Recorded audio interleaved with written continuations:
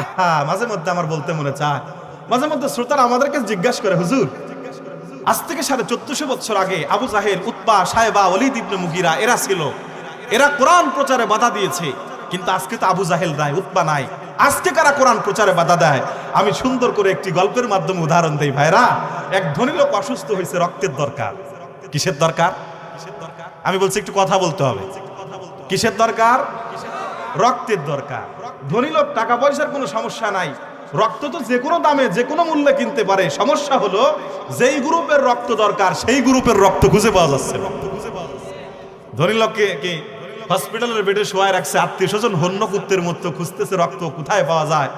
কে যেন বলতেছে, দেখো তোমাদের আত্মীয়ের যেই গ্রুপের রক্ত দরকার ওই গ্রুপের রক্ত অমুক জায়গায় 3 রাস্তার মোড়ে কারেন্টের খাম্বার সাথে একটা লোক দাঁড়ায় আছে, দেখবা হেলান দিয়ে, ওই লোকটার শরীরে তোমাদের আত্মীয়ের শরীরের রক্ত আছে।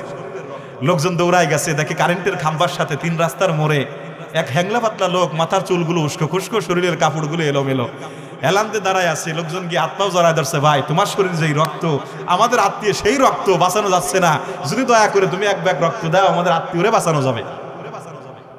শেষরা ডাক দিয়ে ধমক দেখে, তোমরা চিনো আমারে? কার কাছে রক্ত চাচ্ছ? আমি হলাম এই এলাকার নাম করা শেষরা। শেষরা মিসালায় ভাতই তো 3 বেলা ঠিক মতো খাই না, আমি রক্ত দেবো কোত্থেকে? ধনী লোকের আত্মীয় স্বজন মনে মনে ভাবে, আহারে ও যেই কায়দার শেষরা, যেই বেকায়দার লোক, ওর কাছ থেকে রক্ত চেয়ে পাওয়া যাবে না, রক্ত আদায় করে নিতে হবে। কথা বলেন ঠিক কিনা? কারণ মাঝে মধ্যে অধিকার যখন চেয়ে পাওয়া না যায়, অধিকার তখন আদায় করে নিতে হয়। কথা বলেন না কেন? স্বাধীনতার 1/2 শতাব্দী বছরে আমরা বহুত অধিকারের কথা বলেছি। বিশেষ করে 90% মুসলমানের অধিকার দাবি ছিল। বাংলার জমিন 90% মুসলমানের জমিন। এই জমিনে মুসলমানরা বসবাস করে। সেই জমিনে যারা যেই সমস্ত নাস্তিক আর মুরতাদরা আল্লাহর নবীর বিরুদ্ধে গুস্তাখি করে, ধর্মের বিরুদ্ধে যারা কথা বলে, আল্লাহর বিরুদ্ধে যারা কথা বলে, যেই সমস্ত বাউল নামের ফাউলরা নবী মুহাম্মদুর রাসূলুল্লাহকে নিয়ে কথা বলে, আল্লাহর আকাশ চুম্বি শান এবং মানের বিরুদ্ধে যারা কথা বলে, এদেরকে মৃত্যুদণ্ড, ফাঁসি দিতে হবে। কথা বলেন ঠিক কিনা? স্বাধীনতার 1/2 শতাব্দী বছরে আমরা বহুত মৃত্যুদণ্ড দেখেছি, বহুত যাবজ্জীবন কারাদণ্ড আমরা দেখেছি, বহুত দেশান্তরিত আমরা দেখেছি, বাবা হত্যার বিচার দেখেছি, ভাই হত্যার বিচার দেখেছি, মাগার একটা গুস্তাখে রাসূলদের বিচার বাংলার জমিনে দেখি না। কথা বলেন না কেন? সুতরাং অধিকার যখন বাংলার মুসলমানরা চেয়ে পায় নাই, অধিকার তখন মাঠে নেমে আদায় করে নিয়েছে। ভাইরা মা, ধনী লোকের আত্মীয় স্বজন মনে মনে ভাবতেছে, আরে এর থেকে রক্ত চেয়ে পাওয়া যাবে না, রক্ত আদায় করে নিতে হবে। কিভাবে? 4 জন 4 হাত পাও ধরে হসপিটালের বেডে টানতে টানতে নিয়ে গেছে।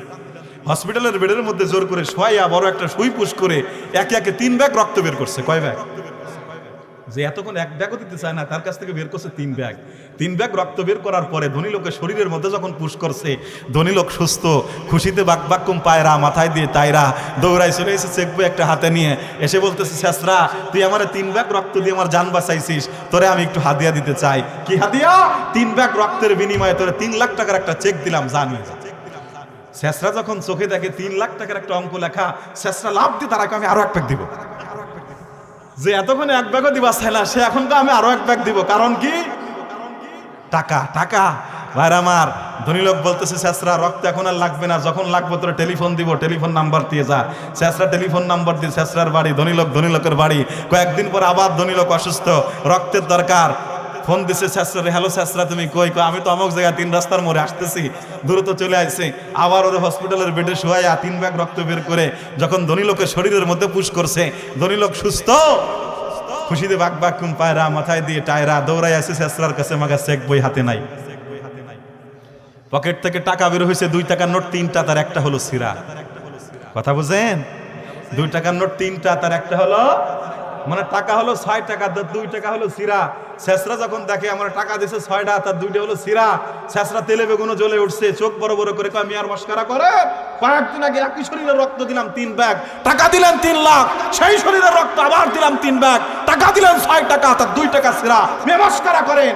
শেষরার মাথার মধ্যে হাত বুলাইয়া ধনী লোক বলতেছে, শেষরা মাইন্ড করিস না, কয়েকদিন আগে আমি ছিলাম ধনী, আমার শরীরের রক্ত ছিল ধনী, এই রক্ত সার্কুলেশন হয়ে অন্তর থেকে বের হয়ে হাতের মধ্যে আসতো, সেই হাত দিয়ে তোর চেকলেই 3 লাখ টাকা দিছি, কোনো সমস্যা হয় নাই। কিন্তু তোর শেষরা মার্কা রক্ত যেই দিন আমার শরীরের মধ্যে প্রবেশ করছে, ওই দিন থেকে আমার মন মানসিকতাও শেষরা মার্কা হয়ে গেছে। বুঝে না, এরা বুঝে না। আবু জাহেল, উতবা, শাইবা, ওয়ালিদ ইবনে মুগীরা আজ থেকে 1450 বছর আগে কোরআন প্রচারে বাধা দিত, আল্লাহ তাআলার কোরআন প্রচারে তারা বাধা দিত, মুহাম্মদুর রাসূলুল্লাহর পথে তারা কাটা বিছাতো, মুহাম্মদুর রাসূলুল্লাহকে অকথ্য নির্যাতন করত। ও আমার মুসলমানেরা, বর্তমান সময়ে যারা কোরআন প্রচারে বাধা দেয়, কোরআনের মাহফিলে 144 জারি করে, কোরআনের মুফাসসিরদের সঙ্গে বেয়াদবি করে, কোরআনের মুফাসসিরের বক্তব্যের মাঝে তারা বক্তব্য দেয়, খোদার কসম করে বলছি ওদের শরীরের মধ্যে আবু জাহেলের রক্ত আছে।